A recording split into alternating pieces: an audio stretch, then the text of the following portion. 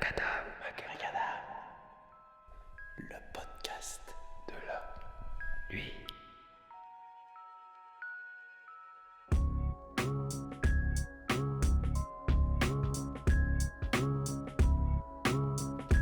Macadam vous emmène en bas de chez vous, discuter avec les oubliés de la société.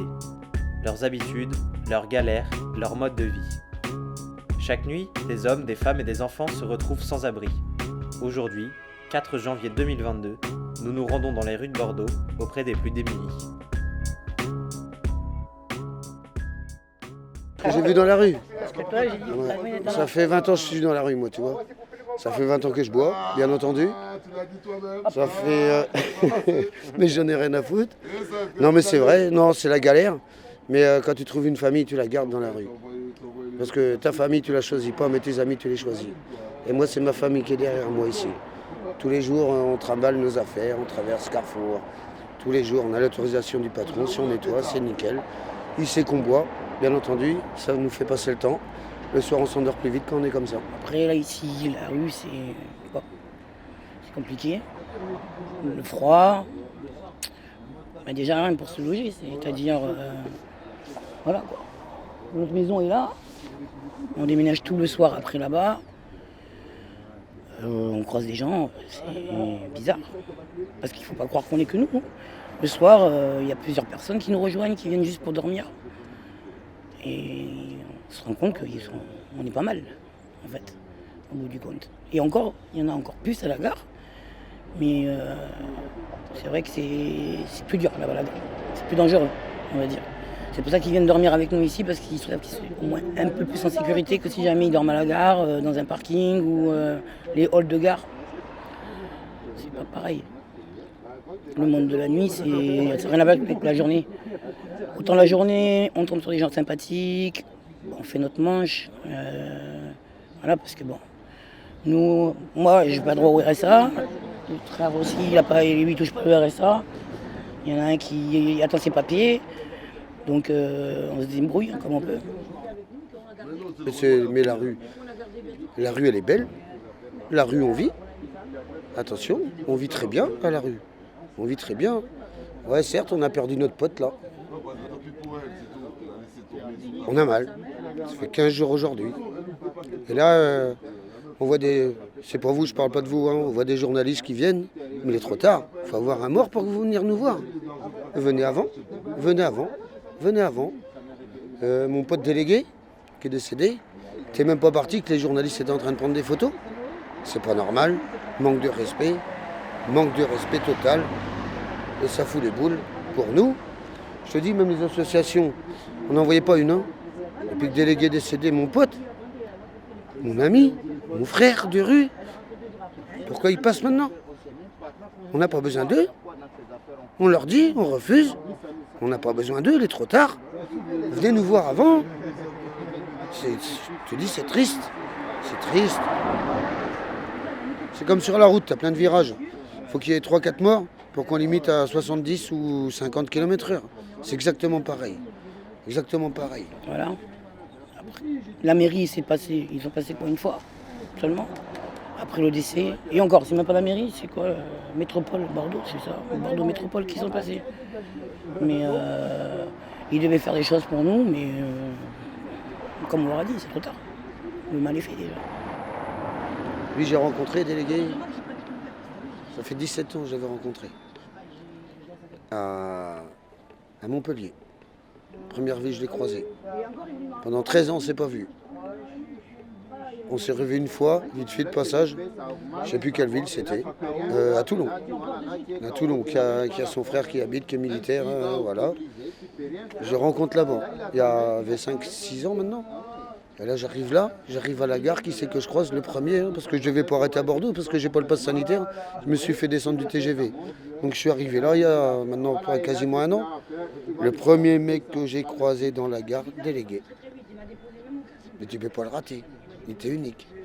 Mais par contre, il a la relève, parce qu'on a vu un de ses petits-neveux, c'est délégué tout craché. Les mêmes yeux, tout. T'as l'impression de voir délégué en miniature. Ça, c'est bon, ça. Oh, quand j'ai pris la main le matin, je l'ai trouvé allongé par terre. Hein. Je le vois, je m'assois, je suis toujours le premier réveillé. Je m'assois, je dis putain, le délégué il est parti, qu'est-ce qu'il fait là-bas? Et je vais voir, j'y prends la main, elle était froide. Je suis venu voir mon pote, j'ai réveille-toi, il est mort. Il est mort. Tout le monde m'a dit mais non, arrête tes conneries. Mon pote il l'a pris comme ça, il l'a secoué. Gentiment, normalement, délégué, arrête tes conneries, délégué, arrête tes conneries. T'es trop tard. T'es trop tard, les pompiers sont arrivés, t'es déjà mort. Oh. À 6h du matin, il chantait encore Ungana, Ungana, Ungana, Ungana. C'était ces mots, ça. On comprenait rien de ce qu'il disait, mais on n'avait rien à foutre. À 5h30, le mec est venu changer les affiches là ici. Il a dit ça va, t'as pas froid? Non, non, non. Nous, on dormait. On dit il va se lever, il va aller se coucher, mais couille. Je dis que c'est un suicide. Et moi je le dis haut et fort, et je le crie. C'est pas une mort de froid, c'est un suicide. Il en avait marre. Il avait appris que sa maman était malade et tout le bordel, attention. Non, non. On attend les résultats de l'autopsie parce qu'on a vu sa sœur quand même. Hein. Toute la famille sont venus nous voir parce qu'il y a un peu de famille ici. Enfin, il a sa sœur et puis des neveux, des nièces. Ils sont tous venus nous voir hein, et nous dire merci pour l'avoir respecté tant de temps, l'avoir traîné. On l'a trouvé allongé dans la route complètement bourré. On l'emmenait toujours avec nous. Tout le temps, tout le temps, tout le temps. On s'en occupait. Oh, tu verrais les 400 coups qu'il m'a fait. On montait des plans, on faisait croire à tout le monde. Mais tellement qu'il était marrant. On faisait croire qu'on allait prendre le train. On abandonnait tout le monde. Moi, lui et Sandrine, on se barrait au train. Sauf que lui, derrière moi, il a fait un plan.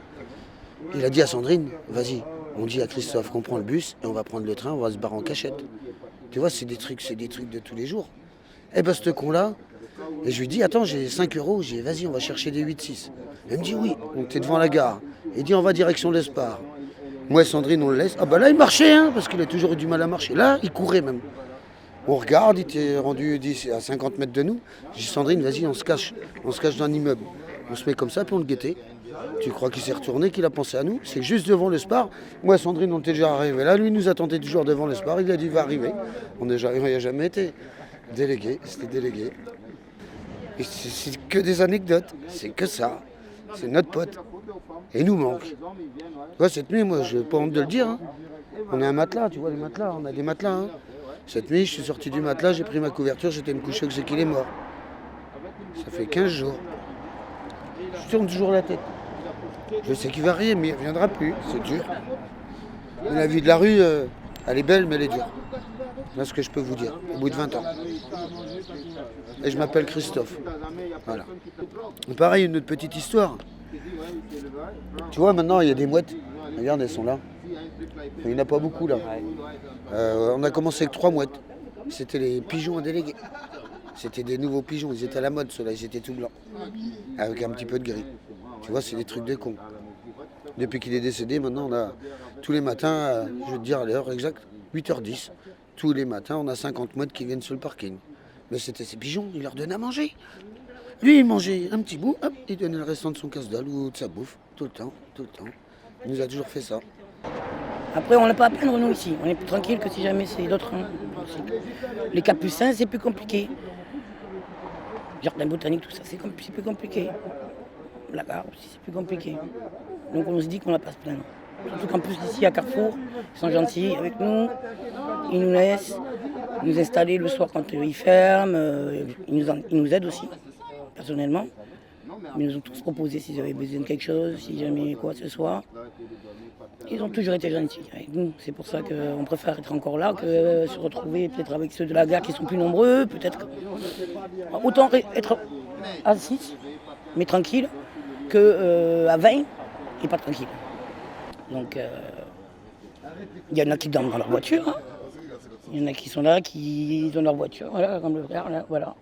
Abdel, lui, il dort dans sa voiture. On a un autre frère, un petit, qui lui aussi dort dans sa voiture là-bas. Un Serbe qui dort dans sa voiture là-bas. Et il ne faut pas croire. Les gens ne se rendent pas compte. À la rigueur, ils passent devant vous, ils ne vous regardent pas. C'est ça qui est le plus dérangeant. Même le bonjour, quand on leur dit bonjour, ils ne vont pas répondre. Ils vont faire comme s'ils ne voyaient pas. On est dérangeant peut-être. On dérange. Une amie, Céline, qui dormait avec nous ici aussi, qui était la seule fille avec moi. Un jour, on se réveille, il y avait un homme assis au bord de lit et qui avait tenté d'abuser d'elle dans la nuit comme ça. Et bien heureusement qu'on était là pour surveiller, pour faire en sorte. Elle aurait été toute seule à dormir, parce que souvent, elle en plus, elle a tendance à se faire à dormir toute seule dans un coin. Ben, ça peut aller loin, c'est comme ça. Mais c'est tellement habituel que c'est rentré dans les noces, parce que du fait que de dormir dans la rue, automatiquement, on pense à ça d'abord. Le vol et le viol. Voilà. Moi, avec mon groupe, non, j'ai pas peur de ça. J'ai pas peur. Au contraire, je me sens plus protégé que... C'est plutôt les gens extérieurs qui vont venir, qui viennent, ils nous volent. Par exemple, dans mon caddie, on a le manger ou quoi. Bon, notre économa, quoi, comme on appelle ça. Là, c'est pour nous un problème, c'est les gens extérieurs. Moi, depuis que je suis septembre avec eux, j'ai pas passé une nuit tranquille, sans me réveiller automatiquement au moins 3-4 fois dans la nuit, parce qu'il y a toujours un problème. Il y a quelqu'un qui vient, qui va venir se servir, prendre ça, ou s'allonger à côté de nous, alors que voilà, on n'a pas forcément automatiquement envie d'accueillir quelqu'un sans savoir qui c'est. Parce qu'on ne connaît pas son parcours, on ne connaît pas ses antécédents. C'est ça le problème. On ne peut pas faire autrement. On n'a pas le choix. Ah ouais.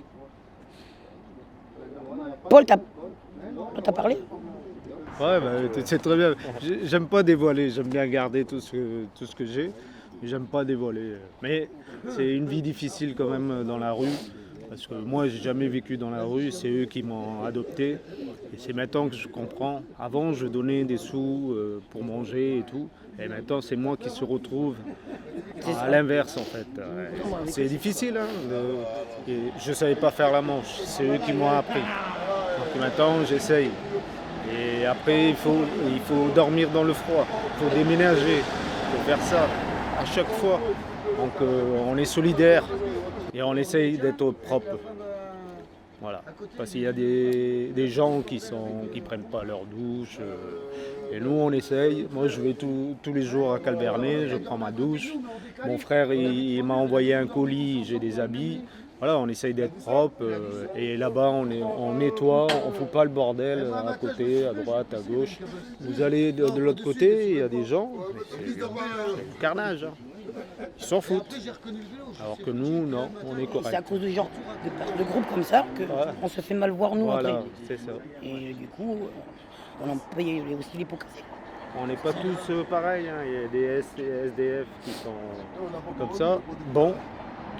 Et il y a des SDF qui cherchent la bagarre quand ils boivent et qui mettent tout par terre. Alors que nous, on n'est pas comme ça. Et même le directeur, il nous aime bien, même comment on appelle, les caissières et tout, ils disent bonjour parce qu'on est respectueux, on vole pas, on fait rien. C'est vrai ou pas ? On a des sous, on va chercher. On va pas y aller pour prendre quelque chose à voler, non. On n'a pas de sous, on n'a pas de sous. On fait ce qu'on veut. Même nous, on a eu des cadeaux pour Noël. On avait eu des bouquins, mais nous, on lit pas les bouquins et tout. On a été donné aux caissières et ils ont partagé, ils étaient contents. Eux, ils nous donnent, nous, on donne aussi. Voilà. Pour le peu qu'on a, voilà. On partage. Voilà. On partage. On n'est pas... non. On n'est pas égoïste, pas du tout, au contraire. On a appris à avoir le cœur, hein, c'est comme ça. La solidarité. Et on donne même à manger pour les pigeons. Et les mouettes. Et les mouettes. Voilà. On partage. On partage même avec eux. Ils mangent même mieux que nous des fois. Des fois ils mangent plus que nous. Et ils grossissent.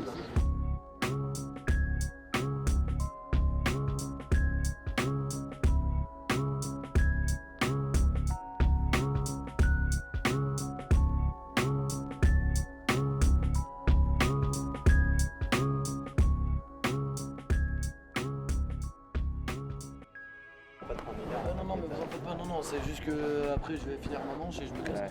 C'est juste savoir vers quelle heure je vais finir. Je sais que je vais finir sur les coups de 15h du coup. Ça va. Bah ouais, je m'appelle Axel. Ça fait longtemps que je suis à la rue. Ça va faire 4 ans que je suis tout seul. Je suis à la zone, c'est tout. Après, des fois, il y a des copains qui me bergent ou quoi, tu vois, mais sinon, ça va être. Mais sinon, il n'y a pas. Il y a pas plus. Il n'y a pas plus quoi. C'est là en plus en ce moment je suis en train de faire les papiers pour aller à la mission locale, faire la quarantaine, pour toucher des sous, pour d'avoir de la maille. Histoire d'être bien, histoire de, si je peux prendre un logement, me caler, tu vois, quelques temps, le temps de prendre un camion, faire un petit tour du monde. Ce serait cool. Ah non, je veux bouger. Non, là, je connais déjà très très bien Bordeaux, tu vois, genre, tu retiens les endroits où tu es allé, du coup, bah, forcément, la ville, tu la connais par cœur, à force d'aller à droite, à gauche dans la ville, bah, tu t'y habitues. Mais le truc, c'est que tu t'y habitues, mais trop. Du coup, bah, tu te fais chier. En fait, t'es à la rue, t'as des potes, ok, mais t'es tout seul. T'as personne. Y a pas papa, maman qui va t'acheter à manger, y a pas les copains qui vont te filer un petit billet pour te filer un coup de main, t'as vu? Enfin non, c'est pas comme ça que ça fonctionne, tu vois. Du coup, t'es tout seul. T'es tout seul. Doucement, doucement, Rina. Une fois, il y a un gamin, je commence par la pas drôle du coup. Et, on était en train de dormir là devant le H&M. Et t'as un gars de 17 ans, bon, du coup de mon âge, tu vois, mais il est pas mature, tu vois, il est encore très immature. Non mais oh, tu fais quoi là? Et tu mettras ta petite soir. Et du coup, il est parti dans la rue là-bas, tu sais, sur le côté de la Fnac. Il est parti pisser un coup, tu vois. Et le truc, c'est que quand il est parti pisser, t'as deux gars qui sont rentrés dans la ruelle avec lui. Ils l'ont attrapé, ils l'ont savaté et ils l'ont récupéré toutes ses affaires. Du coup, il est revenu en pleurs, il saignait de l'arcade. Et avec mon pote, on était au H&M, un autre gars qui était avec nous. Et du coup, on est allé voir dans la ruelle. Moi, j'ai pris une barre en ferraille, tu vois. On est allé dans la ruelle et on est allé voir les gars. On leur a demandé ce qui s'était passé et tout. Ils commencent à faire les fous. Et il y en a un, je le vois mettre la main dans le dos comme ça, tu vois. Et il nous sort pas une arme à feu, ce bâtard. Ah j'ai perdu mes couilles, hein. J'ai dit non, je me prends pas une balle, hein. C'est fou. Non, jamais. Je me prendrais pas une balle pour juste défendre quelqu'un, tu vois. Si je dois me prendre une balle, ce sera pour ma chienne à la limite, tu vois, mais pas pour... Non. J'ai pas ça. Une fois, on était ici aussi en train de faire la manche au H&M. Et t'as un gars, je lui demande s'il a pas genre 500 balles pour aller chercher de l'alcool, tu vois.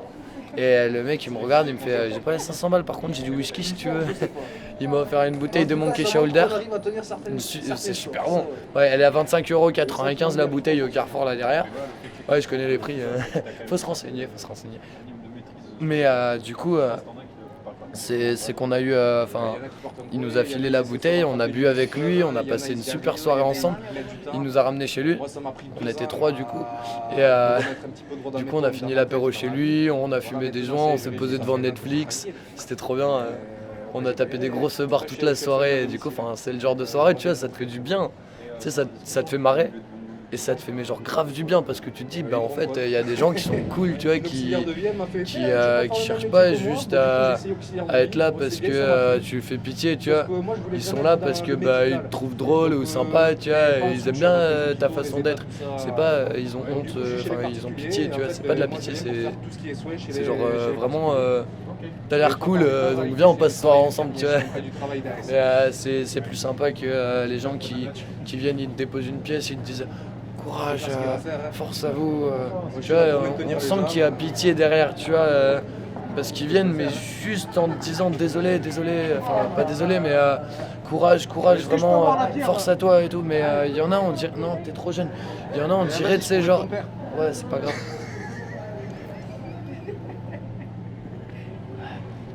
Mais du coup, t'en as, on a l'impression vraiment qu'ils ont pitié, tu sais, de nous. Mais moi je veux pas attirer la pitié, tu vois. Si les gens ils viennent me voir, je veux juste qu'ils viennent me voir. Salut, ça va bien, tranquille, ça va bien. Tu racontes quoi? Je sais pas, tu sais, genre une discussion normale, tu vois, pas juste un courage. Comment on doit s'organiser nous aussi, parce qu'il y a quand même une organisation, même si moi je suis quelqu'un de pas organisé de base, tu vois, mais on doit quand même s'organiser, tu vois, organiser notre journée en fonction de ce qu'on va faire. Par exemple, si par exemple là, tu vois, j'ai plus de croquettes, je sais qu'il va falloir que j'achète des croquettes. Je sais qu'il va falloir que j'achèterai certainement une bouteille d'eau à côté. Parce que là, en ce moment, les fontaines, elles sont fermées, tu vois. Il faut prendre ça en compte aussi. Donc acheter une bouteille d'eau, la mettre de côté pour... Voilà. Après, il faut prévoir aussi combien tu dois faire du coup pour acheter ça, ta bouffe. si tu fumes ton pilon ou tes clopes ou ce que tu veux, ou même ta coke ou je sais pas quoi. Et tu peux aussi après essayer de faire un peu plus pour te faire un plaisir, tu vois, mais ça c'est un bonus, tu vois, et c'est une fois tous les 50 000 ans, tu vois ce que je veux dire. Enfin, ça arrive une fois dans l'année, tu vois. Enfin, et encore, des fois c'est compliqué.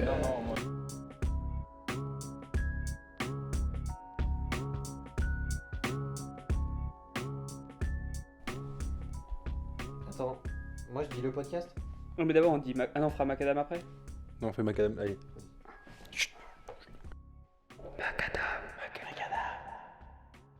Le podcast de la nuit.